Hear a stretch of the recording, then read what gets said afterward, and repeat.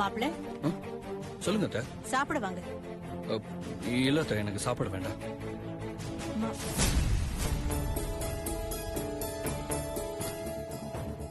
என்ன மாப்பிள்ள அவசரமா எங்கேயோ வெளியில கிளம்புறீங்க போல இருக்கு? ஆமா அத்தை, டெல்லி வரைக்கும் போறேன். ஐயோ, டெல்லிக்கா? சக்தி பாத்துருவானோ? டெல்லிக்கா? என்ன மாப்பிள்ள திடீர்னு ஆபீஸ் ஒர்க்கா? இல்ல அத்தை, புகழுக்கு உடம்பு சரியில்லை, அதான் பாக்குறதுக்காக போறேன். புகழா? புகழுக்கு உடம்பு சரியில்லையா? அதுக்கு இவன் ஏன் போறான்? அச்சச்சோ, என்ன ஆச்சு மாப்பிள்ள? தெரியல அத்தை, புகழுக்கு உடம்பு சரியில்லாம ஹாஸ்பிட்டல் அட்மிட் பண்ணிருக்காங்களாம். என்ன பாக்கணும்னு சொல்றானா, அதான் நான் கிளம்புறேன். அவன் ஏன் இவனை பாக்கணும்னு சொல்றான்? ஒண்ணும் புரியலையே. அச்சச்சோ, சின்ன பையன் பாவம், உடம்பு சரியில்லைன்னா கஷ்டம்தான். ஆமா அத்தை, எனக்கும் அதான் வருத்தமா இருக்கு. சரிங்க மாப்பிள்ள, நீங்க பாத்து போயிட்டு வாங்க. புகழ நாங்க எல்லாரும் கேட்டதா சொல்லுங்க. சரிங்க அத்தை.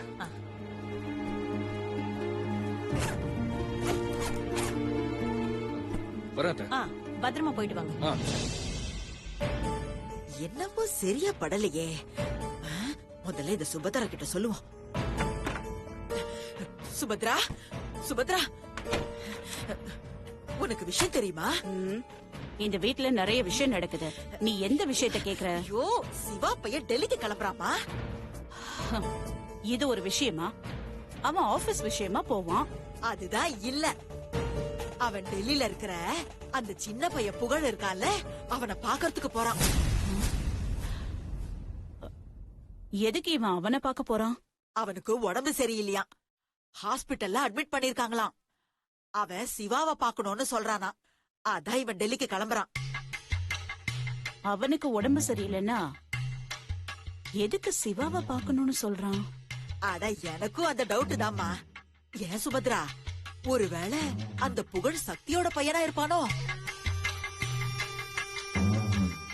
ஏன்னா இவன் இவ்ளோ பதறத பார்த்தா எனக்கு என்னமோ அப்படிதாம்மா தோணுது. ஒருவேளை இப்படி இருக்குமோ? எப்படி?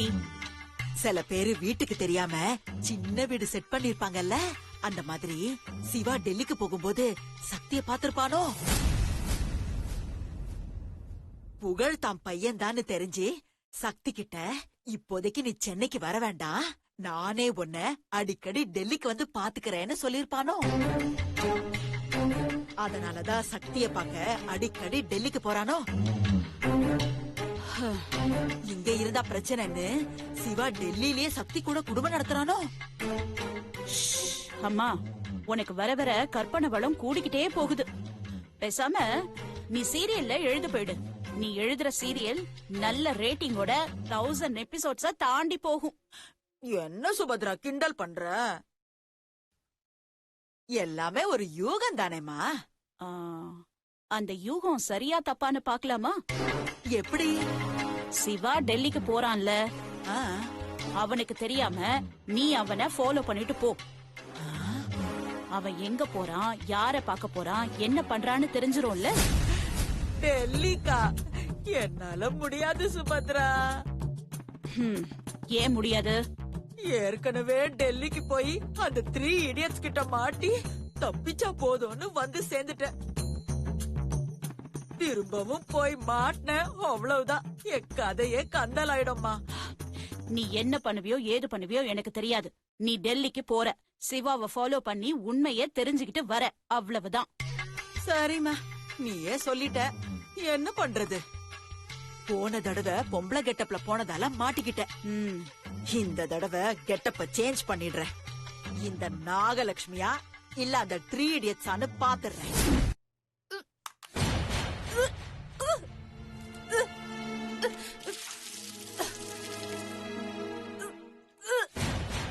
அனு வாந்தி எடுக்கிற, அப்போ நம்ம மாத்தி வச்ச விட்டமின் மாத்திரை வேலை செய்ய ஆரம்பிச்சிருச்சு.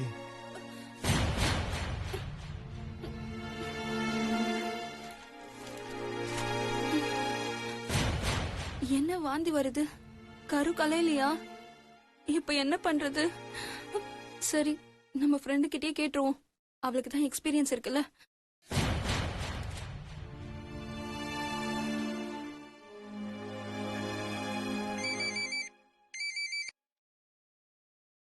ஹலோ அனு, எப்படி இருக்க? நான் நல்லா இருக்கேன்டி. நான் உன்கிட்ட ஒரு முக்கியமான விஷயம் கேட்கணும். என்னடி கேளு. நான் அபார்ட் பண்றதுக்காக டேப்லெட் போட்டேன். ஆனா அப்ப கூட கரு கலையாம இருக்குமா? வாய்ப்பு குறைவுதான். ஆனா நீ டேப்லெட்டை மிஸ் பண்ணாம ரெகுலரா எடுத்துக்கிட்டியா? ஆ, சாப்பிட்டேன். ஆனா வாமிட் வருதே. அப்ப நீ ஒண்ணு பண்ணு, உடனே போய் டாக்டரை பாரு. என்னடி நீ ஏதாவது ஐடியா சொல்லுவேன்னு உனக்கு கால் பண்ணா நீ டாக்டரை போய் பார்க்க சொல்ற? அனு, இந்த மாதிரி விஷயத்துல விளையாடக்கூடாது. அப்புறம் உயிருக்கே ஆபத்தா போய் முடிஞ்சிரும். கரு கலைய டேப்லெட் போட்டு கரு கலையலனா இமிடியேட்டா நம்ம டாக்டரை பாக்குறது தான் சேஃப். அப்படியா சொல்ற? ஆமாண்டி, நீ யோசிக்காம உடனே போய் டாக்டரை பாரு, சரியா? ம், சரி.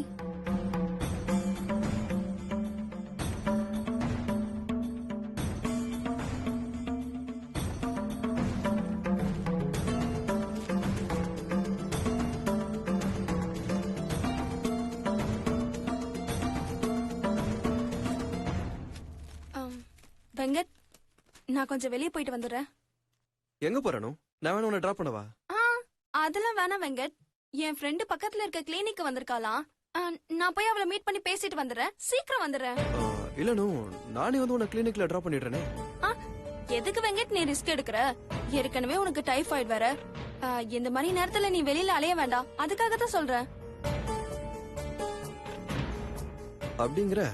ஆமா வெங்கட், உடம்புதான் முக்கியம். நீ உடம்ப பாரு. நான் ஒரு ஆட்டோ பிடிச்சு போயிட்டு வந்துடுறேன். சரி அனு, போயிட்டு வரேன். அனு போய் சொல்றா.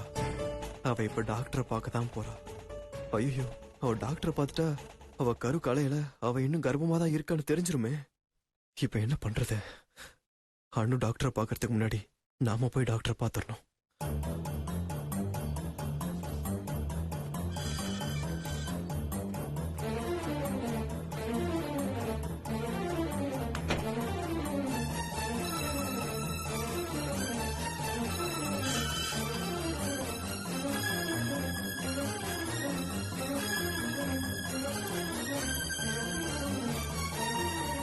உனக்கு முன்னாடி போய் நான் டாக்டரை பாக்குறேன் பாரு.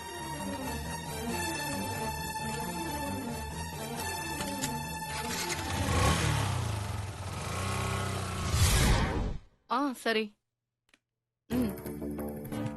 ஓகே. யாருங்க நீங்க?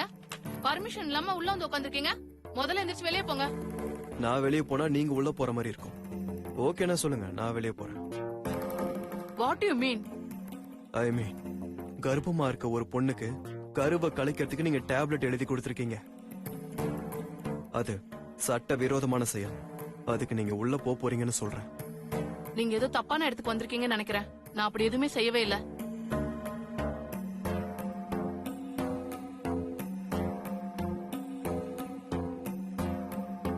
அப்போ இது யார் எழுதுனான்னு பாருங்க. அப்படியே கொஞ்சம் மேல கிளினிக் பேர் போட்டிருக்கேன், அதையும் பாருங்க.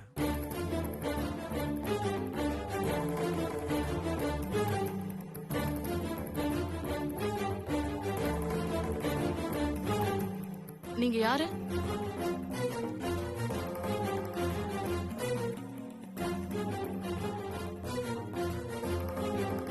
Venkat, advocate of High Court. அது மட்டும் இல்ல, நீங்க கருவை கலைக்கிறதுக்கு மருந்து எழுதி கொடுத்தீங்களே அனு, அந்த பொண்ணோட ஹஸ்பண்ட். ஐயோ, மாட்டிக்கிட்டோமே. என்ன பண்றது? இப்ப தெரியுதா நான் யாருன்னு? நான் நினைச்சா உங்க மேல கேஸ் போட்டு இந்த கிளினிக்கோட லைசன்ஸை கேன்சல் பண்ணி உங்க கிளினிக்கே இழுத்து மூட முடியும். சாரி சார், நான் ஏதோ தெரியாம செஞ்சுட்டேன். என்ன மன்னிச்சு விட்டுருங்க சார். இனிமே இது மாதிரி எதுவும் செய்ய மாட்டேன் சார். சரி, ஏதோ பணத்துக்கு ஆசைப்பட்டு தப்பு பண்ணிட்டீங்கன்னு நான் விடுறேன். ஆனா இனிமே இப்படி எதுவும் செய்ய மாட்டேன் சார். ஒரு குழந்தைய கிடைக்கிறது உங்களுக்கு அவ்வளவு ஈஸியா போச்சுல்ல? அவன் குழந்தை கிடைக்கலன்னு IVF பண்ணி எப்படியாவது பெத்துக்கணும்னு ஹாஸ்பிட்டல் சுத்திக்கிட்டு இருக்கான். நீங்க என்னடானா உருவான குழந்தைய ஈஸியா கிடைக்க மருந்து எழுதி கொடுக்குறீங்க. உங்கள மாதிரி டாக்டர்ஸ் எல்லாம் சும்மாவே விடக்கூடாது. சார், நான் தான் சொல்லிட்டேன்ல சார், ஏதோ தெரியாம செஞ்சுட்டேன்னு. இனிமே இது மாதிரிலாம் செய்ய மாட்டேன் சார். இந்த ஒரு தடவை மன்னிச்சு விட்டுருங்க சார். அதுக்காக நீங்க என்ன சொன்னாலும் செய்யறேன் சார். என்ன செய்ய சொன்னாலும் செய்வீங்களா? கண்டிப்பா சார். இன்னும் கொஞ்ச நேரத்துல என் ஒய்ஃப் அவனும் இங்க வருவா. அவ வயித்துல குழந்தை வளரணும், களைய கூடாது. அது எப்படி சார் முடியும்? நான் தான் உங்களுக்கு மாத்திரை கொடுத்து 3 நாள் ஆயிடுச்சு. இந்நேரம் பேபி கலைஞ்சிருக்குமே. அப்படியே ட்ரை பண்ணாலும் குழந்தை குறையோட தான் பிறக்கும். இந்த குழந்தைய அபார்ட் பண்ணிடுங்க. அடுத்து உருவாச்சுன்னா அது ஆரோக்கியமா பிறக்க நானே டேப்லெட் எழுதி தரேன். என்ன கொஞ்சம் பேச விடுறீங்களா? சாரி சார், சொல்லுங்க. இவ்வளவு சொல்லியே அபார்ட் பண்றேன்னு சொல்றீங்களே உங்களை. இல்ல சார், டேப்லெட் கொடுத்ததுனால சொன்னேன். நீங்க கருவை களைய டேப்லெட்டை கொடுத்தீங்க, ஆனா நான் அதை மாத்தி விட்டமின் டேப்லெட் வச்சிட்டேன். அதனால கரு களையல. ஏன் மாத்திரை சாப்பிட்டும் கரு களையலன்னு கேட்க என் ஒய்ஃப் இங்க வருவா. அவகிட்ட நீங்க என்ன சொல்லுவீங்களோ ஏது சொல்லுவீங்களோன்னு எனக்கு தெரியாது. ஆனா அவ கரு நல்லபடியா வளர நீங்க மாத்திரை கொடுக்கணும். புரியுதா? நல்லா புரியுது சார். நீங்க சொன்ன மாதிரியே செஞ்சிடுறேன். Excuse me ma'am. மேடம், அனுன்ற பேஷண்ட் உங்களை பார்க்க வந்திருக்காங்க. வர சொல்லுங்க. சரிங்க மேம். மேடம், நான் சொன்னதெல்லாம் ஃபாலோ பண்ணிக்கோங்க. Okay sir.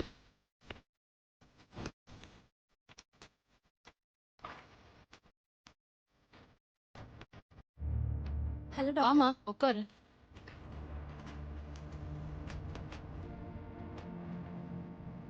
டாக்டர், நீங்க கொடுத்த டேப்லெட்ஸ் போட்டோம், கரு கலையில. ஏனே தெரியல. அது மட்டும் இல்ல, இன்னைக்கு வாமிட் வந்து தலை சுத்தெல்லாம் வேற வந்துச்சு. எனக்கு ஒண்ணுமே புரியல டாக்டர். அதனாலதான் உங்களை பார்த்துட்டு போலான்னு வந்தேன். நான் கொடுத்த மாத்திரையை சாப்பிட்டு இருந்தா கரு கலைஞ்சிருக்கும். உன் புருஷன் மாத்தி வச்சு விட்டமின் டேப்லெட் சாப்பிட்டா எப்படி கரு கலையும்? என்ன டாக்டர் யோசிக்கிறீங்க? இருமா, செக் பண்ணி பாக்குறேன். ஆ,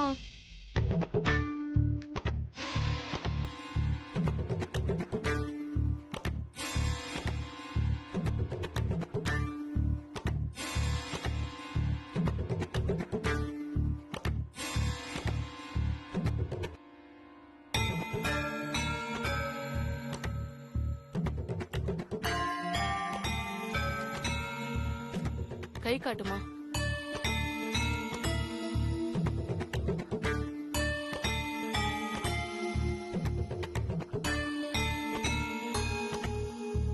பயப்படுற மாதிரியெல்லாம் ஒண்ணும் இல்ல. சில பேருக்கு கரு கலையிற ஃபீலே இருக்காது. இன்னும் சில பேருக்கு கருவே இல்லாம 6 மந்த் கூட வாமிட் வந்துகிட்டே இருக்கும். அது எப்படி டாக்டர் கருவே இல்லாம வாமிட் வரும்? ஏமா, வயித்துல முடி போனாலே வாமிட் வருது. ஒரு குழந்தை உருவாகி கலைஞ்சா வாமிட் வராதா? அப்போ என் வயித்துல இருக்க கரு கலைஞ்சிடும்ல?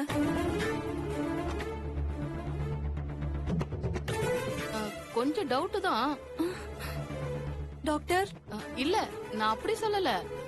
நீ எடுக்கிற மருந்தோட டோஸ் குறைவா இருக்கலாம். சோ நான் இன்னும் வேற சில டேப்லெட்லாம் எழுதி தரேன். அதையும் சேர்த்து போட்டா கண்டிப்பா கரு கலைஞ்சிரும். அப்போ ஓகே டாக்டர். கரு களைய விட மாட்டேன்டினா.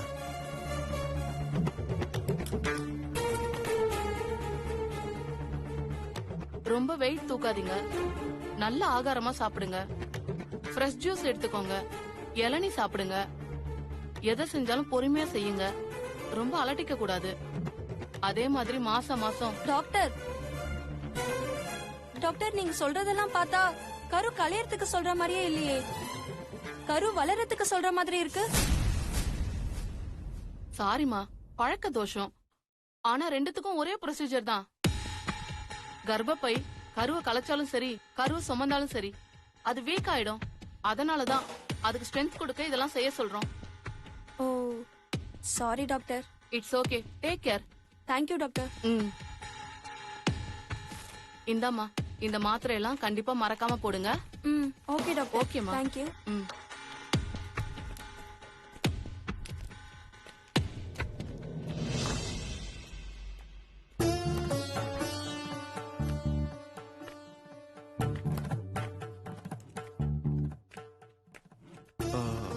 சாரி டாக்டர், நான் ஏதோ கோவத்துல பேசிட்டேன். தயவு செஞ்சு நான் மன்னிச்சிருங்க. ஒரு அப்பாவா உங்க நிலைமை எனக்கு புரியுது. நான் கூட நீங்க எங்க உளறிடுவீங்களோன்னு பயந்துட்டேன். ஆனா நீங்க சமாளிச்சிட்டீங்க. ரொம்ப தேங்க்ஸ். It's okay. அவங்கள நல்லா பாத்துக்கோங்க. கண்டிப்பா. ரொம்ப நன்றி டாக்டர். பரவாயில்ல. தேங்க்யூ.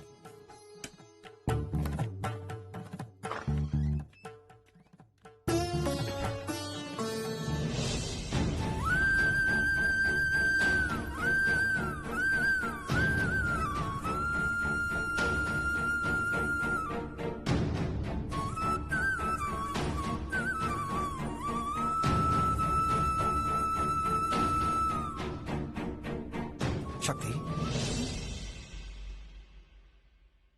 என்ன சக்தி, எதுக்காக இந்த மாதிரி பதட்டமா இருந்துகிட்டு இருக்க? தெரியல மகி, மனசுக்குள்ள என்னவோ போல இருக்கு. என்ன சக்தி, அதான் புகழுக்கு எதுவுமே இல்லைன்னு டாக்டர் கிளியரா சொல்லிட்டாரு. அப்புறம் என்ன? அது ஓகே, ஆனா புகழ பார்க்க மாமா வராரு. ஒரு பக்கம் சந்தோஷமா இருந்தாலும் மாமா என்ன பாத்துற கூடாதுன்னு ஒரே பதட்டமா இருக்கு மகி. ஒருவேளை மாமா என்ன பார்த்துட்டா புகழும் சும்மா இருக்க மாட்டான். என்னையும் மாமாவையும் மீட் பண்ண வைக்கிறதா அவனோட ஆசையே. அதுக்கான முயற்சியும் பண்ணுவான். அதான் எனக்கு ஒரே யோசனையா இருக்கு. சக்தி, இதுல யோசிக்கிறதுக்கு என்ன இருக்கு? அதான் ஃபேட்னா அதே மாதிரி நடந்துட்டு போகட்டுமே. வேண்டாம் மகி, என்னால எப்பவும் மாமாவோட சந்தோஷம் போயிடக்கூடாது. மாமா என்ன பார்த்துட்டா இப்ப அவர் சங்கீதா கூட வாழ்ந்துட்டு இருக்க வாழ்க்கையில பெரிய பிரச்சனை வந்துடும். என்ன சக்தி, உன்னோட வாழ்க்கையை தான் அந்த சங்கீதா வாழ்ந்துகிட்டு இருக்கா. அது முதல்ல நீ ஞாபகம் வச்சுக்க. அவளை அடிச்சு துரத்திட்டு முதல்ல நீ போயிட்டு வாழ் சக்தி.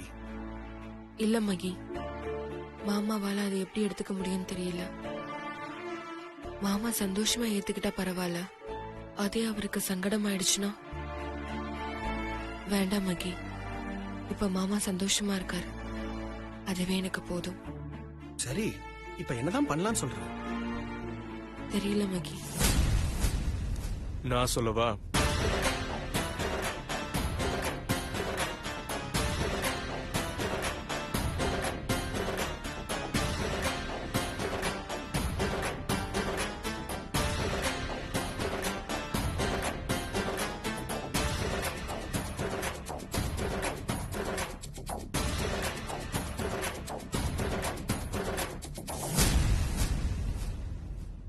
சார், நீங்க சக்தி, நீங்க பேச ஆரம்பிச்சப்பவே நான் வந்துட்டேன். அப்போ எல்லாத்தையுமே கேட்டேன். அப்போ மில்கி மேன் தான் புகழோட அப்பாவா? அதனாலதான் அன்னைக்கு ஹோலி பண்டிகையில சிவாவை பார்த்ததும் ரூம்குள்ள போய் ஒளிஞ்சுக்கிட்டீங்களா? ஆமா சார், அவர் இப்ப புது வாழ்க்கைய ஆரம்பிச்சு சந்தோஷமா வாழ்ந்துட்டு இருக்காரு. இப்ப நான் குறுக்க போனா அவரோட சந்தோஷம் எல்லாம் போயிடும். அதனாலதான் என்னால அவருக்கு எந்த பிரச்சனையும் வரக்கூடாதுன்னு நான் ஒதுங்கியே இருக்கேன். இப்ப கூட அவர் என்ன பாத்திர கூடாதுன்னு அவரை எப்படி அவாய்ட் பண்றதா யோசிச்சுட்டு இருக்கேன். You're really great, சக்தி. எந்த ஒரு பொண்ணும் தான் புருஷன் பிரிஞ்சதும் அவன் எக்கேடு கெட்டு போனா என்னன்னு இருந்துருவாங்க. சில பேரு திரும்ப பார்த்ததும் கூட வாழணும்னு சொல்லி ரொம்ப தொந்தரவு பண்ணுவாங்க. ஆனா நீங்க இன்னும் சிவா சந்தோஷமா இருக்கணும்னு ஆசைப்படுறீங்க பாத்தீங்களா? Hats off you Shakti, hats of.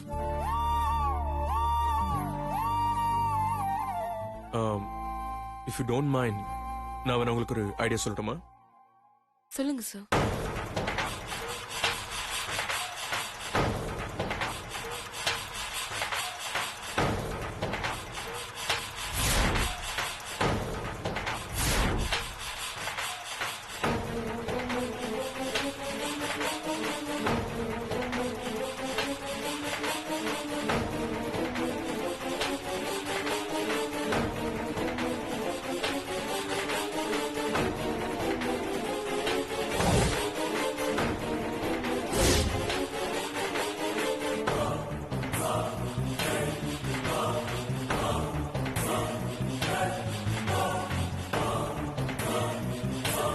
Idea okay sir. புகழ் தான் கூட இருப்பானே, அவன் என்ன பண்றது? இப்ப நமக்கு முக்கியம் சிவா சக்தியை மீட் பண்ணக்கூடாது. புகழ நாம ஏதாவது சொல்லி சமாளிச்சுக்கலாம். ஆமா மகி, யோகி சார் சொல்றதா எனக்கும் சரின்னு படுது. எதையும் யோசிக்காம அப்படியே செஞ்சிடலாமே. இல்ல நான் என்ன சொல்ல வரேன்னா, மகி, நம்ம ஒரு பிரச்சனையில இருக்கும்போது அந்த பிரச்சனையோட தீர்வை தான் முதல்ல பார்க்கணும். அதோட பின்விளைவை அப்புறமா சமாளிச்சுக்கலாம். ஓகே சார், நீங்க சொன்ன மாதிரி செஞ்சிடலாம்.